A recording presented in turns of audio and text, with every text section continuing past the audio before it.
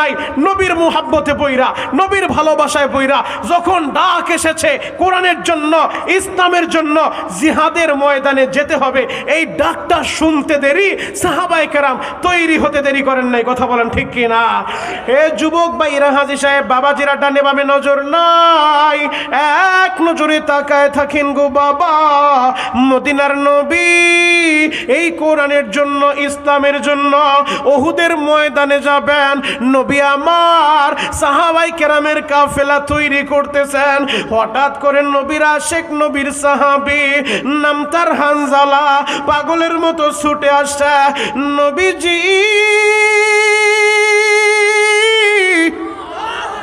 আমিও আপনার সাথে যেতে চাই, আমারও আপনি উহুদের ময়দানে নিয়ে যান। দয়ার নবী, মায়ের নবী, উম্মতের নবী আমার বলে, হানজালা নতুন বিয়ে করছ, তোমার বিবির হক আদায় করবা, তোমারে আমি পারমিশন দিতে পারি না। না রে হানজালা, না, এই যুদ্ধে তোমারে আমি নিব না। হানজালারে নবী নিষেধ করে দেয়। হানজালা কান্দে আর বলে, নবী গো, আমি তো আপনার এমন আশেক না, আমি বিবি নিয়ে ঘুমিয়ে থাকবো আর আপনি রণাঙ্গনে চলে যাবেন কোরআনের জন্য, এটা হতে পারে না, আমিও আপনার সাথে যেতে চাই। নবী বলে, হানজালা আমি নিষেধ করছি, যাওয়া যাবে না। নবী হানজালাকেও নেন নাই। আদরের সাহাবী বেলাল দৌড়ে আসছে, নবীজি আমি আপনার সাথে যেতে চাই। নবী বললেন, না বেলাল, না, এই যুদ্ধে তোমারে পারমিশন দেব না। বেলালকেও নবীজি নেন নাই। বেলাল নবীর সাথে যেতে পারে নাই।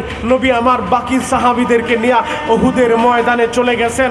রণাঙ্গনে যায় যুদ্ধ চলতেছে।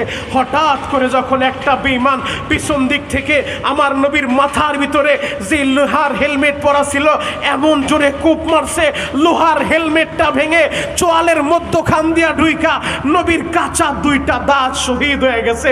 আহারে, কাঁচা দুইটা দাঁত যখন ভেঙে গেছে, রক্ত জোরতে জোরতে বেহুশ হয়ে নবী আমার ওই উহুদের ময়দানে পড়ে গেছে। দয়ার নবী, মার নবী যখন উহুদের ময়দানে পড়ে গেছে, হযরতে আবু বকর নবীর দইরা পাহাড়ের উপরে নিয়ে গেছে। নবী আমার দীর্ঘ সময় বেহুশ হয়ে আছে। এই দিক দিয়ে বেঈমানগুলা ময়দানের ভিতরে সংবাদ ছড়ায় দিছে, কুতিলা মুহাম্মদ, মুসলমানের নেতা মুহাম্মদ শহীদ হয়ে গেছে।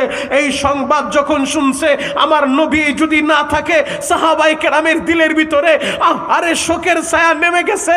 আমার নবী যদি না থাকে, আমি কার জন্য ময়দানে দাঁড়িয়ে থাকব? আমার নবী যদি না থাকে, আমি কার জন্য যুদ্ধ করব? পুরা ময়দানটা ছত্রভঙ্গ হয়ে গেছে। ও আমার ঢাকা খিলক্ষেতের বাইরা,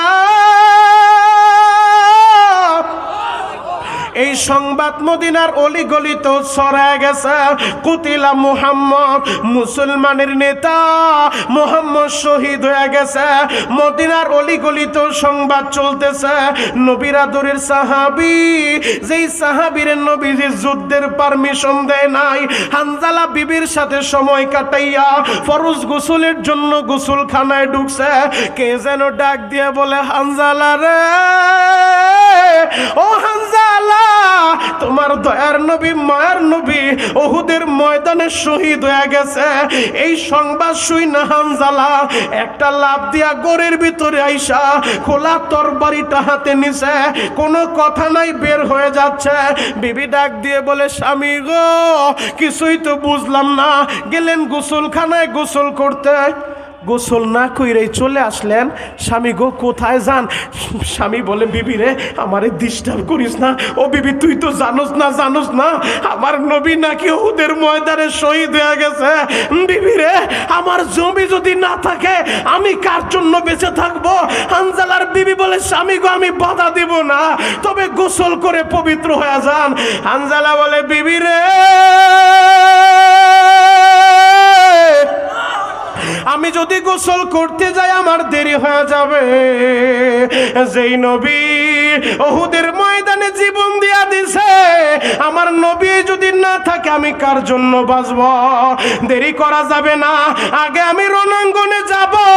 বেঈমানগুলা যারা আমার নবীর আক্রমণ করছে প্রতিশোধ নিব। আমি দুনিয়ার পানি দিয়া গোসল কইরা আমার সময় নষ্ট করব না। ও খিলক্ষেতের বাইরা রে, নবীর যে সাহাবীরা নবীর জন্য রক্ত দিয়েছে, জীবন দিয়েছে, আমরা ওই নবীর জন্য রক্ত দিতে পারি, জীবন দিতে পারি। আর একটা বার যদি কোনো নাস্তিক আমার নবীর শানে বেয়াদবি করে, দাঁত ভাঙ্গা জবাব দিতে কারা কারা তৈয়ার আছো?